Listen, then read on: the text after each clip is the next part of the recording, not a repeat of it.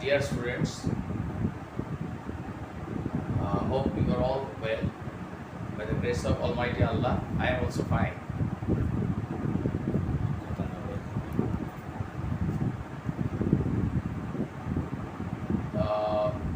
Today we are going to discuss about right use of verbs. This class is also the continuation of the last classes.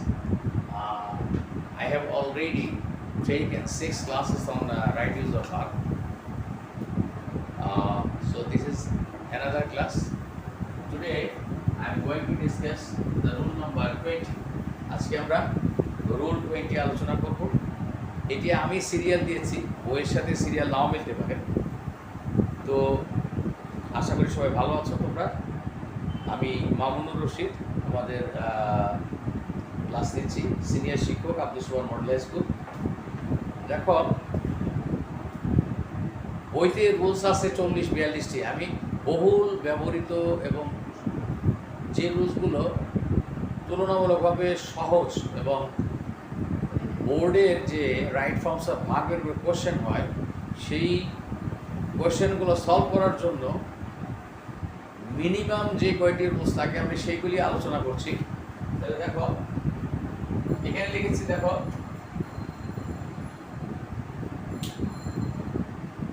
Rule 20-তে লিখেছি বাক্যে preposition থাকলে তারপর শূন্যস্থানে ING যুক্ত verb বসে। সাধারণত কি আমরা ভার্বের সাথে আইএনজি যুক্ত হলে আমরা বলি প্রেজেন্ট পার্টিসিপল, প্রেজেন্ট পার্টিসিপল বলে থাকি। তার মানে কি, শূন্যস্থানে যে ভার্বটি বসবে সেই ভার্বটি হবে প্রেজেন্ট পার্টিসিপল ফর্মে বা আইএনজি যুক্ত থাকবে। এখানে দেখো 3টি উদাহরণ আমি লিখেছি।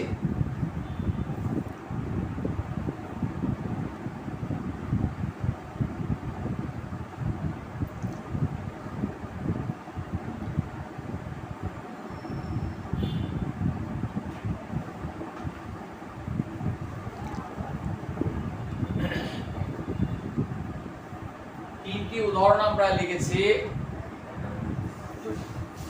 দেখো, he is interested in, he is interested in, এই যে ইন আমাদের একটি preposition, dash football. Boys are fond of, এই যে আমাদের প্রিপজিশন এখানে অফ।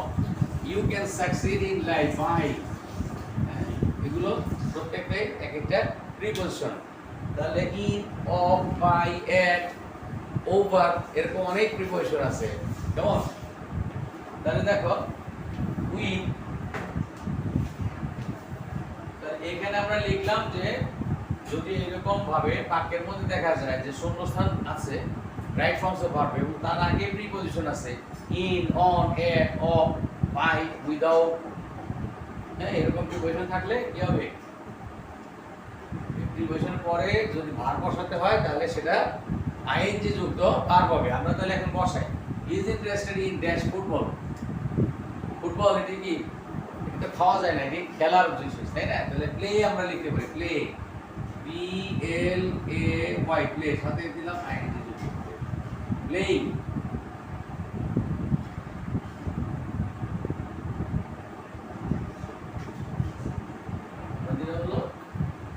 কি দেখলাম?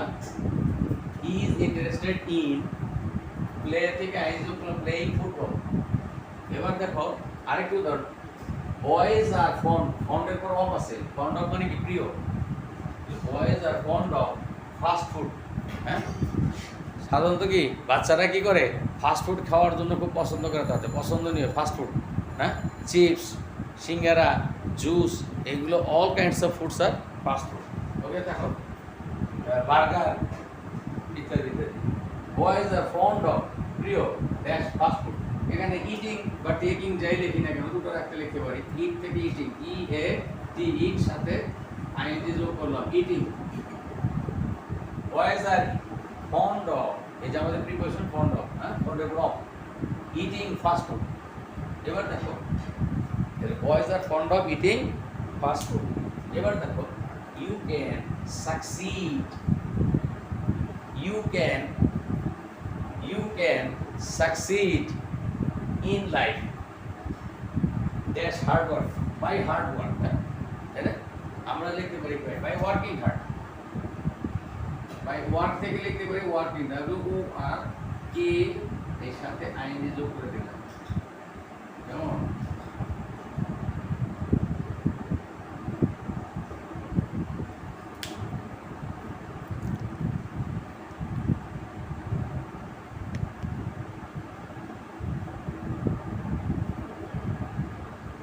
তাহলে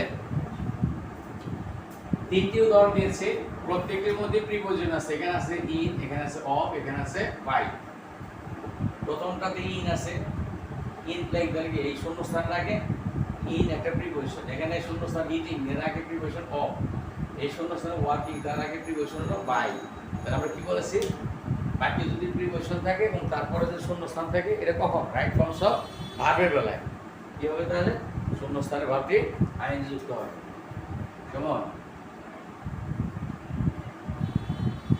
এই হচ্ছে আমাদের নিয়ম এটি বহুল ব্যবহৃত একটি রুলস খুবই ইম্পর্টেন্ট একটি রুলস ঠিক আছে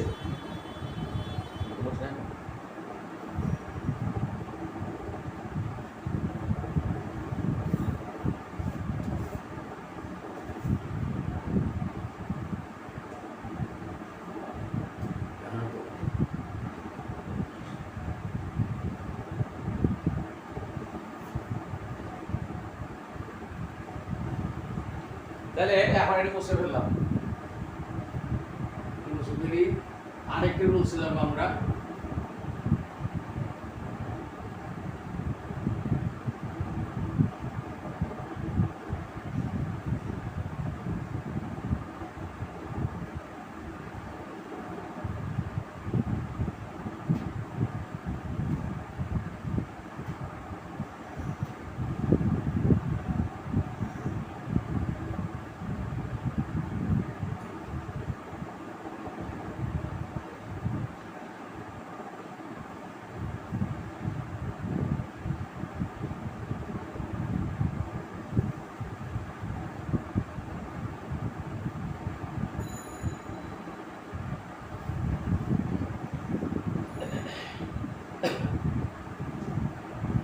এবার আরেকটি বহুল ব্যবহৃত রুলস আমরা আলোচনা করব সেটি হচ্ছে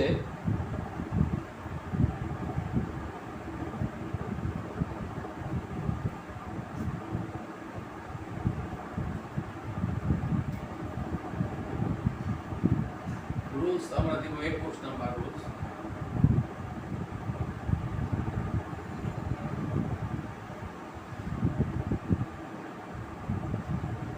বাক্যে হ্যাভ অথবা হ্যাজ অথবা হ্যাড এই তিনটার যে কোনো একটা ট্রু থাকতে পারে কেমন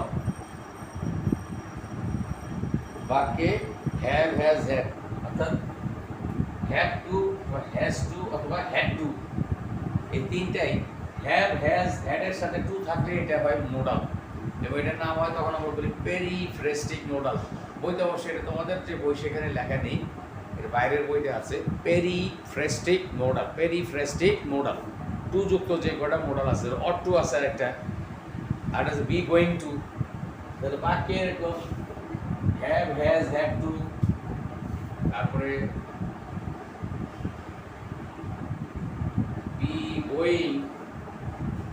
বি গোয়িং টু কেমন বি গোয়িং টু তারপরে ইউজ টু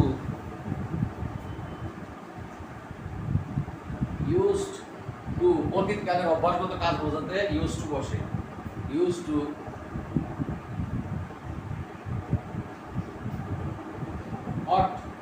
অট টু কেমন অট টু মানে উচিত অর্থে বসে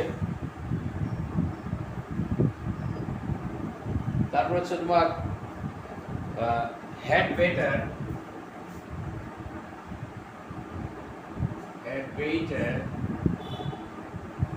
would rather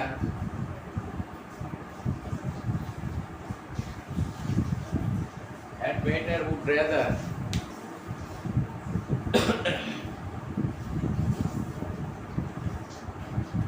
would like to,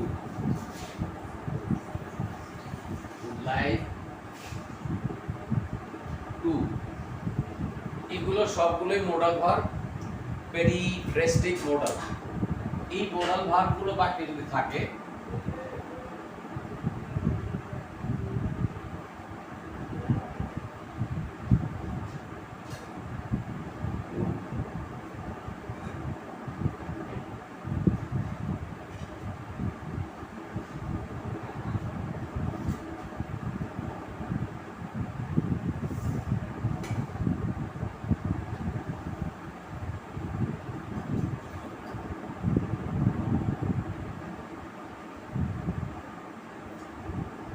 শূন্যস্থানে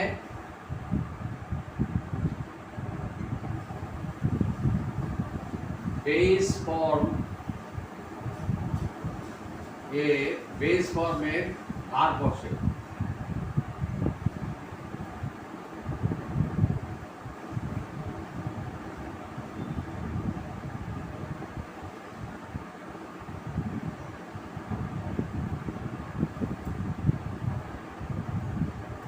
যেমন এটি একটি অত্যন্ত গুরুত্বপূর্ণ আরেকটি rules.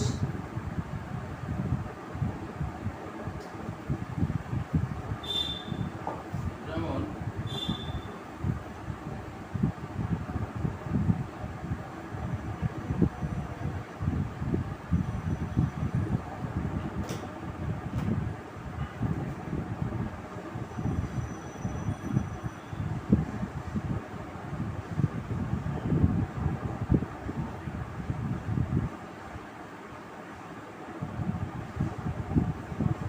my mother used to dash by the riverside. They used to walk.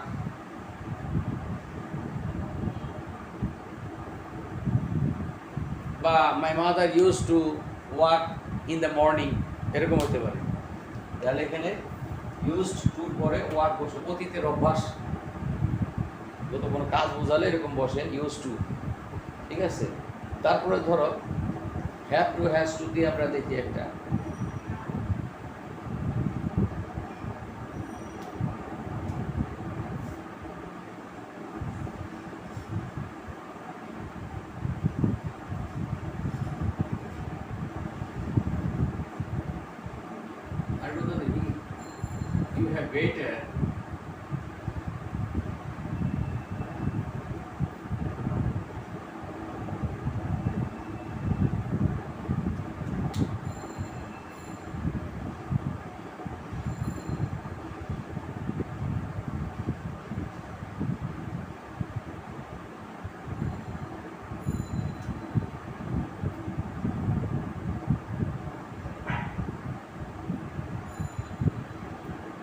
you have better, had better go home now, had better করে going বা গান এরকম বলবে না, had better used to or to দিয়ে দেখে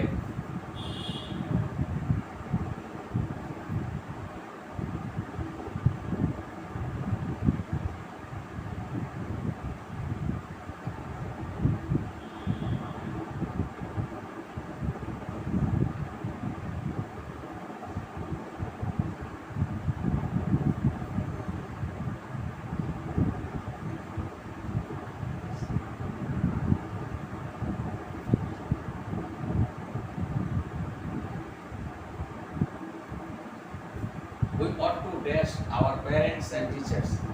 আমরা যদি দেখি রেসপেক্ট,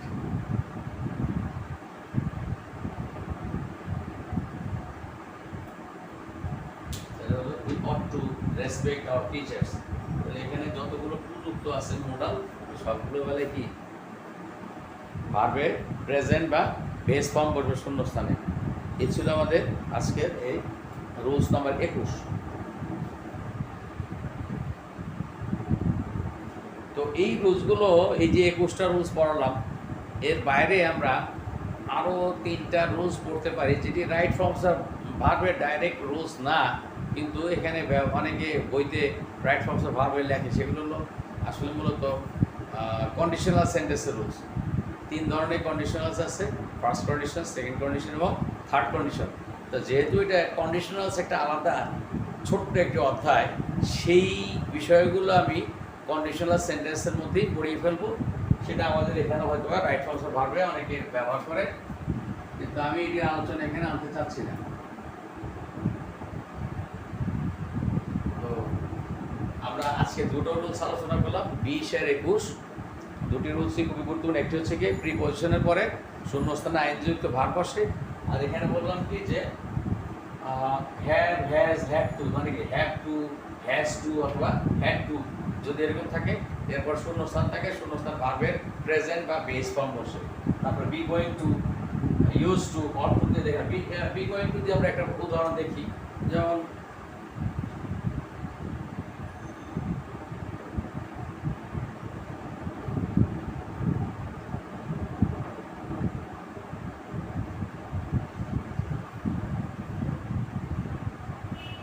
এখানে বি বলতে বোঝাচ্ছে to be verb, am is are বা ওয়াজ ভার্ব। তো মাই সিস্টার সাবজেক্ট হলে এখানে ইজ বলবে, my sister is going two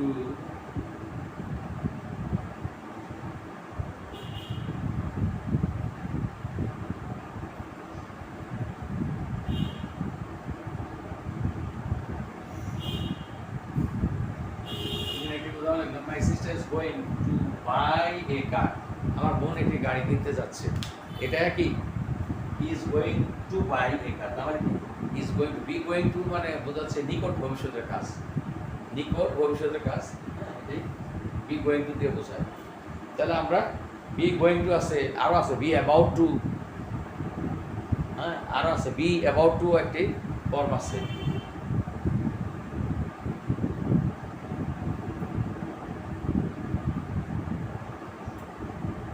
লিখতে পারি যে বি অ্যাবাউট টু, আর ফর্ম আছে be about, be to be about, be about, এরপরে টু বসতে পারে।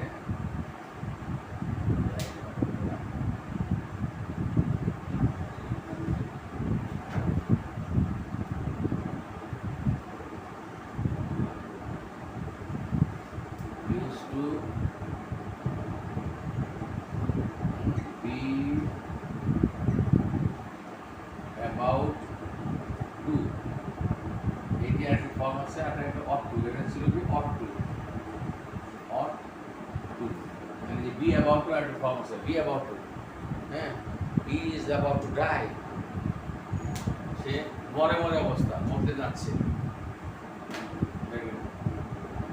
এবং he is about to meet an accident, হ্যাঁ be about to আবার কি past tense হতে পারে, was দিয়ে হতে পারে।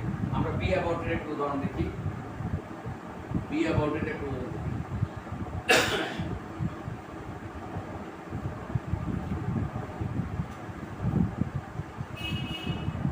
যেমন